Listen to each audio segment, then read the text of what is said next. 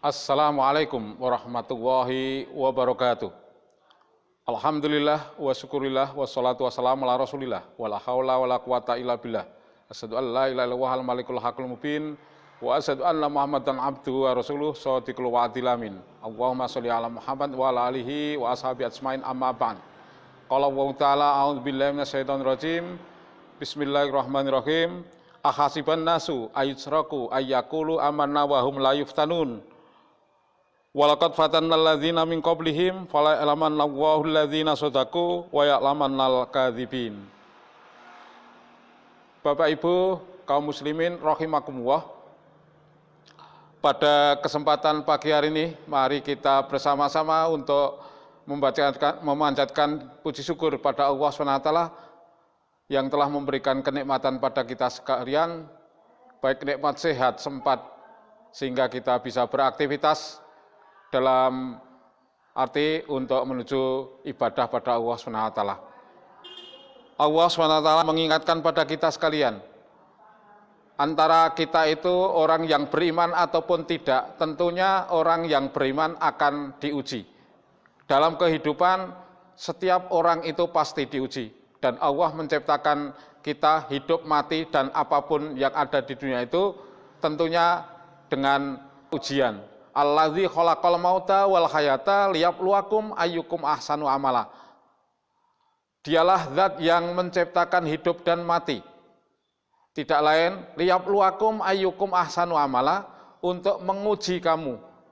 Mana orang yang di antara kamu sekalian yang lebih baik amalnya. Jadi ujian itu rata-rata orang mengartikan ujian itu hanya yang penderitaan yang serba kesulitan. Tapi ujian itu bentuknya berbagai macam. Baik yang baik artinya yang enak maupun yang tidak enak. Hidup ujian, mati ujian. Tentunya apa? Kaya juga ujian, miskin pun ujian, sehat ujian, sakit pun ujian. Tapi rata-rata orang yang mengambil yang namanya diuji itu hanya ujian yang merasakan kemiskinan, melarat, ataupun sakit itu ujian.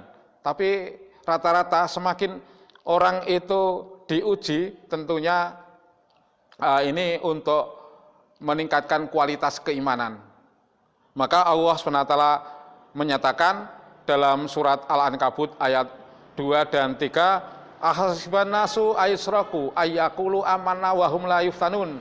Apakah kamu itu mengira bahwa Allah membiarkan saja kamu mengucapkan amanah, saya orang beriman, wa hum la yuftanun, sedangkan kamu itu belum diuji. Walaqad fatanna alladzina min qablihim faya'lamanna Allahu alladzina shadaqu wa la ya'lamannal kadzibin.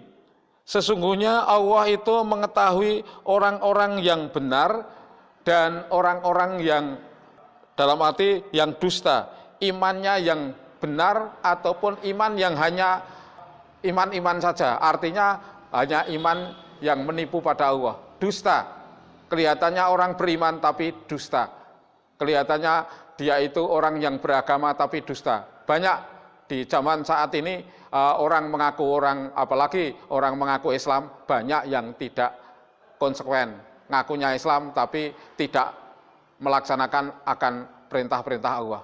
Maka ujian di saat ini yang lebih-lebih ujian yang berdampak sangat untuk segala segi kehidupan ataupun sendi-sendi kehidupan adalah saat ini wabah corona yang menjangkiti, terutama yang sangat-sangat rugi adalah umat Islam. Umat Islam yang imannya tidak kuat, apalagi ada himbauan untuk sholat di rumah, Jumatan di rumah, tadarus di rumah, apapun di rumah, makan di rumah, kerja di rumah, apapun di rumah. Tapi kadang kita sekalian pada akhirnya apa? Ke masjid sudah tidak mau. Pada akhirnya apa? Orang enggan ke masjid. Besok corona sudah selesai, mungkin sudah keterbiasaan tidak ke masjid. Apalagi yang orang-orang yang tidak imannya kuat. Maka mari kita sekalian melihat kondisi saat ini yang begitu diuji, ujian yang wujudnya apa? Kebaikan maupun ujian yang penderitaan, mari kita dengan cara hadapi dengan sabar. Karena syarat untuk menghadapi kita sekalian itu dengan sabar, syarat masuk surga pun dengan sabar. Apalagi ujian ini dengan sabar, diuji dengan sabar. Allah akan mengampuni dosa-dosa kita, akan hilanglah dosa-dosa kita selama ujian yang diberikan oleh Allah SWT itu kita hadapi dengan sabar. Tentunya apa? Sabar dengan kita bukan sabar itu rata-rata bukan diartikan orang itu sabar dalam arti menunda-nunda. Sabar itu satu, sabar dalam melaksanakan perintah-perintah Allah. Tentunya walaupun banyak orang yang sudah tidak melaksanakan perintah Allah, kita komitmen, kita istiqomah untuk melaksanakan perintah Allah, berarti kita itu sabar. Sabar yang kedua yaitu sabar dalam meninggalkan larangan-larangan Allah.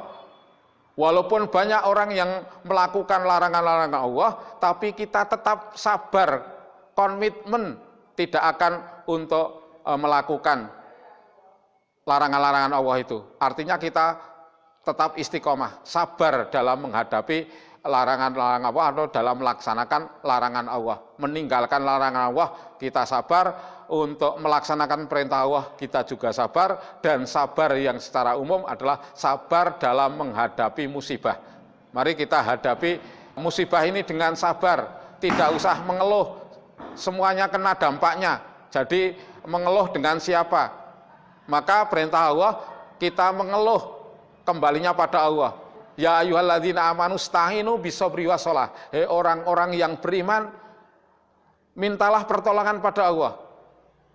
Ista'inu, mintalah pertolongan, atau kita mengeluh, kita untuk katakan apa, sambat dengan Allah SWT. Dengan cara apa? Dengan bishabri wassalah, dengan sabar dan sholat. Mari dua ini, sabar dan sholat. Jadi sabar dan sholat ini kunci untuk menghadapi musibah ini dengan cara sabar dan sholat. Ya sabar, kita harus menerima akan kejadian yang saat ini diberikan oleh Allah SWT. Harus sabar, jangan ibaratnya katakan suudzon, mestinya husnudzon pada Allah. Di balik adanya musibah ini tentu Allah akan memberi yang lebih baik. Dan tentunya adanya kesukaran, tentu ada kemudahan dan menyertai. Inna ma'al usri yusra, inna ma'al usri yusra. Jadi Allah SWT menciptakan dua ini beriringan dan ini menyertai, bukan adanya kesukaran setelah sukar baru mudah, enggak, tapi menyertai. Jadi di balik ini besok satu saat ada kemudahan, ada penyakit, ada obatnya. Nah ini mudah-mudahan corona segera hilang dan aktivitas terutama bagi umat Islam bisa stabil lagi, ekonomi bisa stabil, dan pada akhirnya kita tentunya apa? Kembali farudhu ilallah wa rasulihi, kembali pada Allah dan Rasulnya, tentunya melaksanakan perintah-perintah Allah itu tadi dengan cara sabar, dan agar kita mendapatkan surganya Allah pun juga dengan sabar, tentunya dengan sabar dan perjuangan. Apa yang difirmankan Allah, am hasibtum an tadkhulul jannata walamma ya'lamillahu alladzina jahadu minkum wa ya'lamas sabirin. Apakah kamu mengira bahwasanya itu kamu akan dimasukkan surga? Padahal bagi Allah belum ada dua hal, jahadu, jihad di jalan Allah, dan wa ya'lamas sabirin, dan sabar. Jadi tentunya dua syarat masuk surga pun juga dengan cara sabar. Ada orang yang menginginkan surga, padahal sudah ahli surga, tapi dia tidak sabar, pada akhirnya neraka. Ketika Rasulullah SAW ada orang yang jihad, selalu di depan, selalu bisa membunuh musuh. Tapi karena dia tidak sabar, ketika dia mendapatkan kena panah dari musuh, dia tidak sabar. Karena menahan sakitnya tidak kuat, mungkin dia sampai orang mengira dia mati syahid, ternyata dia tidak mati syahid. Karena apa? Dia bunuh diri. Maka mari dalam menghadapi musibah yang saat ini, yang sulit, serba sulit apapun, sulit ekonomi, sulit apapun kerjaan, sulit apapun sekarang ini, hadapi dengan sabar, jangan putus asa, jangan ibaratnya kita sudah ahli surga, kadang tidak menghadapi dengan sabar, kita mungkin dalam ekonomi kekurangan, kita bunuh diri, beli tampar, beli tali untuk bunuh diri, jangan sampai.